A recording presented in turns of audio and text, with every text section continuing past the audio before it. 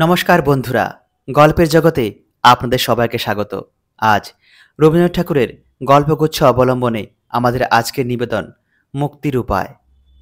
গল্পের জগতে যারা নতুন তারা চ্যানেলটি অবশ্যই সাবস্ক্রাইব করে আমাদের সঙ্গে যুক্ত থাকবেন। তো আসুন শুনে নেওয়া যাক আজকের গল্প মুক্তির উপায়। ফকিরচাঁদ বাল্যকাল হইতেই গম্ভীর প্রকৃতি। বৃদ্ধ সমাজ তাহাকে কখনোই বেমানান দেখাইত না। ঠান্ডা জল, হিম এবং হাস্য পরিহাস তাহার একেবারে সহ্য হইত না। একে গম্ভীর, তাহাতে বৎসরের মধ্যে অধিকাংশ সময়ই মুখমণ্ডলের চারিদিকে কালো পশমের গলাবন্ধ জড়াইয়া থাকতে তাহাকে ভয়ঙ্কর উঁচু দরের লোক বলিয়া বোধ হইত। ইহার ওপরে অতি অল্প বয়সেই তাহার ওষ্ঠাধর এবং গণ্ডস্থল প্রচুর গোঁফদাড়িতে আচ্ছন্ন হওয়াতে সমস্ত মুখের মধ্যে হাস্য বিকাশের স্থান আর তিলমাত্র অবশিষ্ট রহিল না। স্ত্রী হৈমবতীর বয়স অল্প এবং তাহার মন পার্থিব বিষয়ে সম্পূর্ণ নিবিষ্ট। সে বঙ্কিমবাবুর নভেল পড়িতে চায় এবং স্বামীকে ঠিক দেবতার ভাবে পূজা করিয়া তাহার তৃপ্তি হয় না। সে একটুখানি হাসি খুশি ভালোবাসে এবং বিকচোন্মুখ পুষ্প যেমন বায়ুর আন্দোলন এবং প্রভাতের আলোকের জন্য ব্যাকুল হয়, সেও তেমনি এই নবযৌবনের সময় স্বামীর নিকট হইতে আদর এবং হাস্যমোদ যথাপরিমাণে প্রত্যাশা করিয়া থাকে।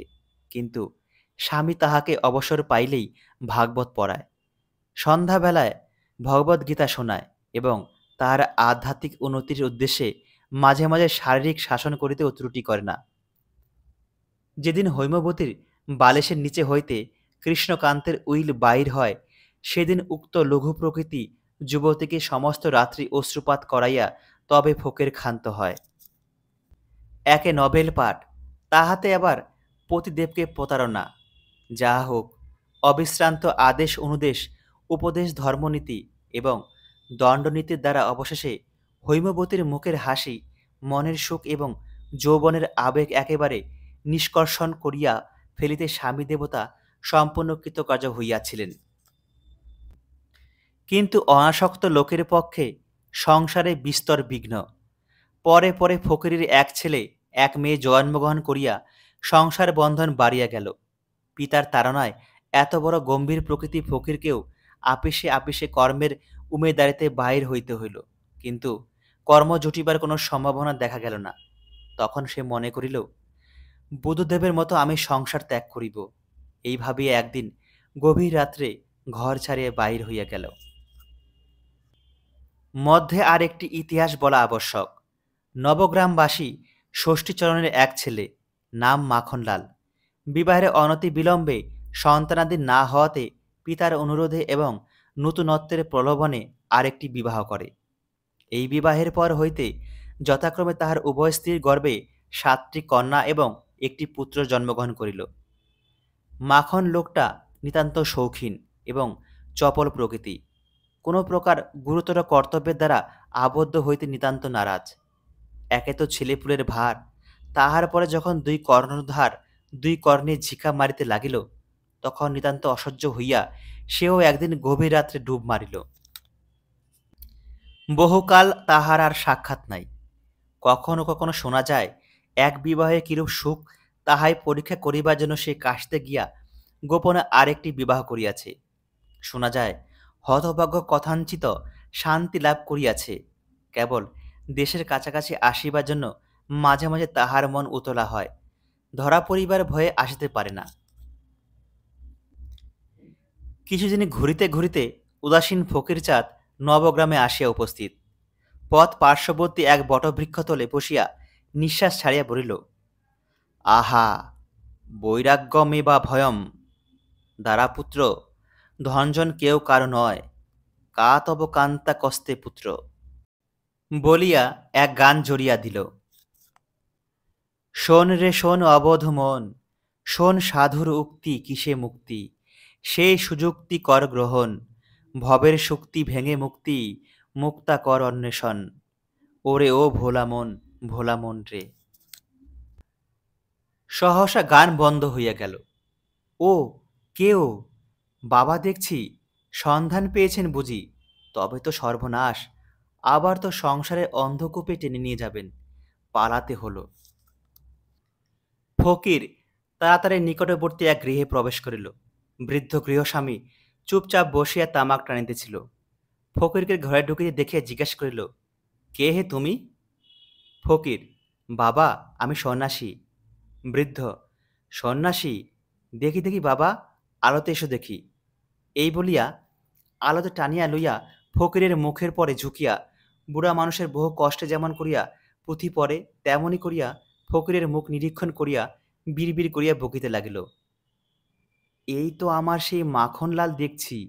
সেই নাক, সেই চোখ, কেবল কপালটা বদলেছে। আর সেই চাঁদ মুখ গোফে দাড়িতে একেবারে আচ্ছন্ন করে ফেলেছে। বলিয়া বৃদ্ধ সস্নেহে ফকিরের শ্বশ্রুর জল মুখে দুই একবার হাত বুলাইয়া লইল এবং প্রকাশ্যে কহিল, বাবা মাখন। বলা বাহুল্য, বৃদ্ধের নাম ষষ্ঠীচরণ। ফকির সবিস্ময়ে বলিল, মাখন? আমার নাম তো মাখন নয়। পূর্বে আমার নাম যাই থাক, এখন আমার নাম চিদানন্দ স্বামী। ইচ্ছে হয় তো পরমানন্দ বলতে পারেন। ষষ্ঠী বলিল, বাবা, তা এখন আপনাকে চিরেই বলো আর পরমান্নই বলো, তুই যে আমার মাখন। বাবা, সে তো আমি ভুলতে পারবো না। বাবা, তুই কোন দুঃখে সংসার ছেড়ে গেলি? তোর কিসের অভাব? দুই স্ত্রী, বড়টিকে না ভালোবাসিস, ছোটটি তো আছে। ছেলেপিলেরও দুঃখ নেই। শত্রুর মুখে ছাই দিয়ে 7টি কন্যে, একটি ছেলে। আর আমি বুড়ো বাপ, কদিনই বা বাঁচব। তোর সংসার তোরই থাকবে। ফকির একেবারে আতকিয়া উঠিয়া কহিল, কি সর্বনাশ! শুনলেও যে ভয় হয়। এতক্ষণে প্রকৃত ব্যাপারটা বোধগম্য হইল। ভাবিল, মন্দ কি, দিন দুই বৃদ্ধের পুত্র ভাবেই এখানে লুকাইয়া থাকা যাক। তাহার পরে সন্ধানে অকৃতকার্য হইয়া বাপ চলিয়া গেলেই এখান হইতে পলায়ন করিব। ফকির নিরুত্তর দেখিয়া বৃদ্ধের মনে আর সংশয় রহিল না। কেষ্টা চাকরকে ডাকিয়া বলিল, ওরে ও কেষ্টা, তুই সকলকে খবর দিয়ে আয় গে, আমার মাখন ফিরে এসেছে। দেখিতে দেখিতে লোকে লোকারণ্য। পাড়ার লোকে অধিকাংশ বলিল, সেই বটে। কেহ বা সন্দেহ প্রকাশ করিল, কিন্তু বিশ্বাস করিবার জন্যই লোকে এত ব্যগ্র যে সন্দিগ্ধ লোকেদের উপরে সকলে হারে চটিয়া গেল, যেন তাহারা ইচ্ছাপূর্বক কেবল রসভঙ্গ করিতে আসিয়াছে। যেন তাহারা পাড়ার 14 অক্ষরের পয়ারকে 17 অক্ষর করিয়া বসিয়া আছে। কোনো মতে তাহাদিওকে সংক্ষেপ করিতে পারিলেই তবে পাড়াশুদ্ধ লোক আরাম পায়। তাহারা ভূত বিশ্বাস করে না, ওঝাও বিশ্বাস করে না। আশ্চর্য গল্প শুনিয়া যখন সকলের তাক লাগে গিয়াছে, তখন তাহারা প্রশ্ন উত্থাপন করে। এক প্রকার নাস্তিক বলিলেই হয়। কিন্তু ভূত অবিশ্বাস করিলে ততটা ক্ষতি নাই। তাই বলিয়া বুড়া বাপের হারা ছেলেকে অবিশ্বাস করা যে নিতান্ত হৃদয়হীনতার কাজ। ফকিরের অতি ভীষণ অটল গাম্ভীর্যের প্রতি ভ্রূক্ষেপমাত্র না করিয়া পাড়ার লোকেরা তাহাকে ঘিরিয়া বসিয়া বলিতে লাগিল, আরে আরে, আমাদের সেই মাখন আজ ঋষি হয়েছেন, তপস্বী হয়েছে। চিরটা কাল ইয়ার্কি দিয়ে কাটালো, আজ হঠাৎ মহামুনি জামদগ্নি হয়ে বসেছেন। কথাটা উন্নত চেতা ফকিরের অত্যন্ত খারাপ লাগিল, কিন্তু নিরুপায়ে সহ্য করিতে হইল। একজন গায়ের ওপর আসিয়া পড়িয়া জিজ্ঞাসা করিল, ওরে মাখন, তুই কুচকুচে কালো ছিলি, রংটা এমন ফর্সা করলি কি করে? ফকির উত্তর দিল, যোগ অভ্যাস করে। সকলে বলিল, যোগের কি আশ্চর্য প্রভাব! একজন উত্তর করিল, আশ্চর্য আর কি, শাস্ত্রে আছে, ভীম যখন হনুমানের লেজ ধরে তুলতে গেলেন, কিছুতেই তুলতে পারলেন না। সে কি করে হলো? সে তো যোগ বলে। এ কথা সকলেই স্বীকার করিল।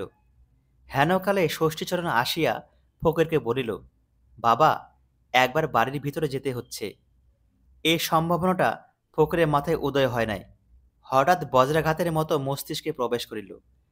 অনেকক্ষণ চুপ করিয়া পাড়ার লোকের বিস্তর অন্যায় পরিহাস পরিপাক করিয়া অবশেষে বলিল, বাবা, আমি সন্ন্যাসী হয়েছি, আমিও অন্তঃপুরে ঢুকতে পারবো না। ষষ্ঠীচরণ পাড়ার লোকেদের সম্বোধন করে বলিল, তাহলে আপনাদের একবার গা তুলতে হচ্ছে। বৌমাদের এইখানে নিয়ে আসি, তারা বড় ব্যাকুল হয়ে আছেন। সকলে উঠিয়া গেল। ফকির ভাবিল, এই বেলা এখান হইতে এক দৌড় মারি, কিন্তু রাস্তায় বাহির হইলেই পাড়ার লোক কুকুরের মতো তাহার পশ্চাতে ছুটিবে।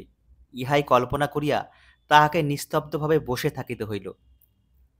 যেমনই মাখনলালের দুই স্ত্রী প্রবেশ করিল, ফকির অমনি নতশিরে তাহাদেরকে প্রণাম করিয়া কহিল, মা, আমি তোমাদের সন্তান। অমনি ফকিরের নাকের সম্মুখে একটা বালাপোড়া হাত খড়গের মতো খেলিয়া গেল এবং একটি কাংস বিনিন্দিত কণ্ঠে বাজিয়া উঠিল, ওরে ও পোড়া কপালে মিনসে, তুই মা বললি কাকে? অমনি আর একটি কণ্ঠ আরো দুই সুর উচ্চে পাড়া কাঁপাইয়া ঝংকার দিয়ে উঠিল, চোখের মাথা খেয়ে বসেছিস, তোর মরণ হয় না? নিজের স্ত্রীর নিকট হইতে এরূপ চরিত বাংলা শোনা অভ্যাস ছিল না।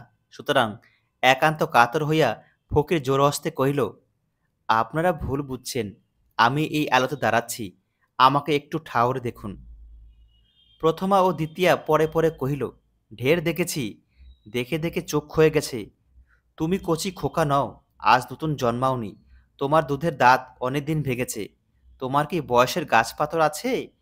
তোমায় জম ভুলেছে বলে কি আমরা ভুলব? এরূপ একতরফা দাম্পত্য আলাপ কতক্ষণ চলিত বলা যায় না, কারণ ফকির একেবারে বাকশক্তি রহিত হইয়া নতশিরে দাঁড়াইয়াছিল। এমন সময় অত্যন্ত কোলাহল শুনিয়া এবং পথে লোক জমিতে দেখিয়া ষষ্ঠীচরণ প্রবেশ করিল। বলিল, এতদিন আমার ঘর নিস্তব্ধ ছিল, একেবারে টুসদ্দ ছিল না, আজ মনে হচ্ছে বটে আমার মাখন ফিরে এসেছে। ফকির করজোরে কহিল, মশাই, আপনাদের পুত্রবধূদের হাত থেকে আমাকে রক্ষা করুন। ষষ্ঠীচরণ বলিল, বাবা, অনেকদিন পরে এসেছ, তাই প্রথমটা একটু অসহ্য বোধ হচ্ছে। তা মা, তোমরা এখন যাও, বাবা মাখন তো এখন এখানেই রইলেন, ওকে আর কিছুতে যেতে দিচ্ছি নে। ললনাদয় বিদায় হইলে ফকির ষষ্ঠীচরণকে বলিল, মশাই, আপনার পুত্র কেন যে সংসার ত্যাগ করে গেছেন তা আমি সম্পূর্ণ অনুভব করতে পারছি। মশাই, আমার প্রণাম জানবেন, আমি চললেম। বৃদ্ধ এমনই উচ্চস্বরে ক্রন্দন উত্থাপন করিল যে পাড়ার লোক মনে করিল মাখন তাহার বাপকে মারিয়াছে। তাহারা হা হা করিয়া ছুটিয়া আসিল। সকলে আসিয়া ফকিরকে জানাইয়া দিল, এমন ভণ্ড তপস্বীগিরি এখানে খাটিবে না, ভালো মানুষের ছেলের মতো কাল কাটাইতে হইবে। একজন বলিল, ইনি তো পরমহংস নন, পরম বক। গাম্ভীর্য, গোপধারী এবং গলাবন্ধের জোরে ফকিরকে এমন সকল কুৎসিত কথা কখনো শুনিতে হয় নাই। যা হোক, লোকটা পাছে আবার পালায়, পাড়ার লোকেরা অত্যন্ত সতর্ক রহিল। স্বয়ং জমিদার ষষ্ঠীচরণের পক্ষ অবলম্বন করিলেন। ফকির দেখিল এমনই কড়া পাহারা যে মৃত্যু না হইলে ইহারা ঘরের বাইর করিবে না। একাকী ঘরে বসিয়া গান গাহিতে লাগিল, শোন রে সাধুর উক্তি, কিসে মুক্তি, সেই সুযুক্তি কর গ্রহণ। বলা বাহুল্য, গানটার আধ্যাত্মিক অর্থ অনেকটা ক্ষীণ হইয়া আসিয়াছে। এমন করিয়াও কোনো মতো দিন কাটিত, কিন্তু মাখনের আগমন সংবাদ পাইয়া দুই স্ত্রীর সম্পর্কের একঝাঁক শালা ও শ্যালী আসিয়া উপস্থিত হইল। তাহারা আসিয়াই প্রথমত ফকিরের গোপধারী ধরিয়া টানিতে লাগিল। তাহারা বলিল, এ তো সত্যকার গোপধারী নয়, ছদ্মবেশ করিবার জন্য আঠা দিয়া জুড়িয়া আসিয়াছে। নাসিকার নিম্নবর্তী গুম্ফ ধরিয়া টানাটানি করিলে ফকিরের ন্যায় মহৎ লোকের ও মহাত্মা রক্ষা করা দুষ্কর হইয়া ওঠে। ইহা ছাড়া কানের উপর উপদ্রব ছিল, প্রথমত মলিয়া, দ্বিতীয়ত এমন সকল ভাষা প্রয়োগ করিয়া যাহাতে কান না মলিলেও কান লাল হইয়া ওঠে। ইহার পর ফকিরকে তাহারা এমন সকল গান ফরমাস করিতে লাগিল, আধুনিক বড় বড় বড় নূতন পণ্ডিতেরা যাহারা কোনরূপ আধ্যাত্মিক ব্যাখ্যা করিতে হার মানেন। আবার নিদ্রাকালে তাহারা ফকিরের স্বল্পাবশিষ্ট গণ্ডস্থলে চুনকালি মাখাইয়া দিল। আহারকালে কেশরের পরিবর্তে কচু ডাবের জলের পরিবর্তে হুকার জল, দুধের পরিবর্তে পিঠালি গোলার আয়োজন করিল। পিয়ার নিচে সুপারি রাখিয়া তাহাকে আছাড় খাওয়াইল, লেজ বানাইল এবং সহস্র প্রচলিত উপায়ে ফকিরের অব্রভেদী গাম্ভীর্য ভূমিসাৎ করিয়া দিল। ফকির রাগিয়া ফুলিয়া ফাঁপিয়া ঝাঁকিয়া হাঁকিয়া কিছুতেই উপদ্রবকারীদের মনে ভীতির সঞ্চার করিতে পারিল না, কেবল সর্বসাধারণের নিকট অধিকতর হাস্যাস্পদ হইতে লাগিল। ইহার উপরে আবার অন্তরাল হইতে একটি মিষ্ট কণ্ঠের উচ্চ হাস্য মাঝে মাঝে কর্ণগোচর হইত। সেটা যেন পরিচিত বলিয়া ঠেকিত এবং মন দ্বিগুণ অধৈর্য হইয়া উঠিত। পরিচিত কণ্ঠ পাঠকের অপরিচিত নহে, এইটুকু বলিলেই যথেষ্ট হইবে যে ষষ্ঠীচরণ কোনো এক সম্পর্কে হোমাবতীর মামা। বিবাহের পর শাশুড়ির দ্বারা নিতান্ত নিপীড়িত হইয়া পিতৃমাতৃহীনা হৈমবতী মাঝে মাঝে কোনো না কোনো কুটুম্ব বাড়িতে আশ্রয় গ্রহণ করিত। অনেকদিন পরে সে মামার বাড়ি আসিয়া নেপথ্য হইতে এক পরম কৌতুক আবহ অভিনয় নিরীক্ষণ করিতেছে। তৎকালে হৈমবতীর স্বাভাবিক রঙ্গপ্রিয়তার সঙ্গে প্রতিহিংসা প্রবৃত্তির উদ্বেগ হইয়াছিল কিনা চরিত্র তত্ত্বজ্ঞ পণ্ডিতেরা স্থির করিবেন, আমরা বলিতে অক্ষম। ঠাট্টার সম্পর্কীয় লোকেরা মাঝে মাঝে বিশ্রাম করিত, কিন্তু স্নেহের সম্পর্কীয় লোকেদের হাত হইতে পরিত্রাণ পাওয়া কঠিন। 7 মেয়ে এবং এক ছেলে তাহাকে একদণ্ড ছাড়ে না। বাপের স্নেহ অধিকার করিবার জন্য তাহাদের মা তাহাদেরকে অনুক্ষণ নিযুক্ত রাখিয়াছেন। 2 মাতার মধ্যে আবার রেষারেষি ছিল। উভয়ে নিজ নিজ সন্তান দিওকে সর্বদাই উত্তেজিত করিতে লাগিল। 2 দলে মিলিয়া পিতার গলা জড়াইয়া ধরা, কোলে বসা, মুখচুম্বন করা প্রভৃতি প্রবল স্নেহ ব্যক্তিকার্যে পরস্পরকে জিতিবার চেষ্টা করিতে লাগিল। বলা বাহুল্য, ফকির লোকটা অত্যন্ত নির্লিপ্ত স্বভাব, নহিলে নিজের সন্তানদের অকাতরে ফেলিয়া আসিতে পারিত না। শিশুরা ভক্তি করতে জানে না, তারা সাধুত্বের নিকট অভিভূত হইতে শিখে নাই। এই জন্য ফকির শিশুজাতির প্রতি তিলমাত্র অনুরক্ত ছিলেন না। তাহাদেরকে তিনি কীট পতঙ্গের ন্যায় দেহ হইতে দূরে রাখিতে ইচ্ছা করিতেন। সম্প্রতি তিনি অহরহ শিশু পঙ্গপালের আচ্ছন্ন হইয়া বর্জয়িস অক্ষরে ছোট বড় নোটের দ্বারা আদ্যপ্রান্ত সমার্কীর্ণ ঐতিহাসিক প্রবন্ধের ন্যায় শোভমান হইলেন। তাহাদের মধ্যে বয়সের বিস্তর তারতম্য ছিল এবং তাহারা সকলে কিছু তাদের সহিত ভয়প্রাপ্ত সভ্যজনস্থিত ব্যবহার করিত না। শুদ্ধ সূচি ফকিরের চক্ষে অনেক সময় অশ্রু সঞ্চার হইত এবং তাহা আনন্দাশ্রু নহে। পরে ছেলেরা যখন নানা সুরে তাহাকে বাবা বাবা বলিয়া ডাকিয়া আদর করিত, তখন তাহার সাংঘাতিক পাশবশক্তি প্রয়োগ করিবার একান্ত ইচ্ছা হইত, কিন্তু ভয়ে পারিতেন না। মুখ চক্ষু বিকৃত করিয়া চুপ করিয়া বসিয়া থাকিতেন। অবশেষে ফকির মহা চেঁচামেচি করিয়া বলিতে লাগিল, আমি যাবই, দেখি আমাকে কে আটক করিতে পারে। ফকির, আগে এখানে এসে প্রথম জানলুম। উকিল, আর আপনার 7 মেয়ে 1 ছেলে, তার মধ্যে 2টি মেয়ে বিবাহযোগ্য। ফকির, আগে আপনি আমার চেয়ে ঢের বেশি জানেন দেখতে পাচ্ছি। উকিল বলিল, আপনার 2 বৃহৎ পরিবারের ভরণ পোষণের ভার আপনি যদি না নেন, তবে আপনার অনাথিনী 2 স্ত্রী আদালতের আশ্রয় গ্রহণ করবেন, পূর্বে হতে বলে রাখলুম। ফকির সবচেয়ে আদালতকে ভয় করিত। তাহার জানা ছিল, উকিলেরা জেরা করিবার সময় মহাপুরুষ দিগের মান মর্যাদা গাম্ভীর্যকে খাতির করে না, প্রকাশ্যে অপমান করে এবং খবরের কাগজে তাহার রিপোর্ট বাহির হয়। ফকির অশ্রুসিক্ত লোচনে উকিলকে বিস্তারিত আত্মপরিচয় দিতে চেষ্টা করিত। উকিল তাহার চাতুরীর, তাহার উপস্থিত বুদ্ধির, তাহার মিথ্যা গল্প রচনার অসাধারণ ক্ষমতার ভুহ ভুহ প্রশংসা করিতে লাগিল। শুনিয়া ফকিরের আপন হস্তপদ দংশন করিতে ইচ্ছা করিতে লাগিল। ষষ্ঠীচরণ ফকিরকে পুনশ্চ পলায়নোদ্যত দেখিয়া শোকে অধীর হইয়া পড়িল। পাড়ার লোকেরা তাহাকে চারিদিকে ঘিরিয়া অজস্র গালি দিল এবং উকিল তাহাকে এমন শাসাইল যে তাহার মুখে আর কথা রহিল না। ইহার ওপর যখন 8 জন বালক বালিকা গাঢ় স্নেহে তাহাকে চারিদিকে আলিঙ্গন করিয়া ধরিয়া তাহার শ্বাসরোধ করিবার উপক্রম করিল, তখন অন্তরালস্থিত হৈমবতী হাসিবে কি কাঁদিবে ভাবিয়া পাইল না। ফকির অন্য উপায় না দেখিয়া ইতিমধ্যে নিজের পিতাকে একখানি চিঠি লিখিয়া সমস্ত অবস্থা নিবেদন করিয়াছিল। সেই পত্র পাইয়া ফকিরের পিতা হরিচরণবাবু আসিয়া উপস্থিত। পাড়ার লোক, জমিদার এবং উকিল কিছুতেই দখল ছাড়ে না। এই লোকটি যে ফকির নহে, মাখন, তাহারা তাহার সহস্র অকাট্য প্রমাণ প্রয়োগ করিল। এমনকি যে ধাত্রী মাখনকে মানুষ করিয়াছিল, সেই বুড়িকে আনিয়া হাজির করিল। সে কম্পিত হস্তে ফকিরের চিবুক তুলিয়া ধরিয়া মুখ নিরীক্ষণ করিয়া তাহার দাড়ির ওপরে দরবিগলিত ধারায় অশ্রুপাত করিতে লাগিল। যখন দেখিল তাহাতেও ফকির রাস মানে না, তখন ঘোমটা টানিয়া দুই স্ত্রী আসিয়া উপস্থিত হইল। পাড়ার লোকেরা শশব্যস্ত হইয়া ঘরের বাহিরে চলিয়া গেল। কেবল দুই বাপ, ফকির এবং শিশুরা ঘরে রহিল। দুই স্ত্রী হাত নাড়িয়া নাড়িয়া ফকিরকে জিজ্ঞাসা করিল, কোন চুলোয় জমের কোন দুয়ারে যাবার ইচ্ছে হয়েছে? ফকির তাহা নির্দিষ্ট করিয়া বলিতে পারিল না, সুতরাং নিরুত্তর হইয়া রহিল। কিন্তু ভাবে যেরূপ প্রকাশ পাইল, তাহাতে জমের কোনো বিশেষ দ্বারের প্রতি তাহার যে বিশেষ পক্ষপাত আছে এরূপ বোধ হইল না। আপাতত যে কোনো একটা দ্বার পাইলে সে বাঁচে, কেবল একবার বাহির হইতে পারিলেই হয়। তখন আর একটি রমণীমূর্তি গৃহে প্রবেশ করিয়া ফকিরকে প্রণাম করিল।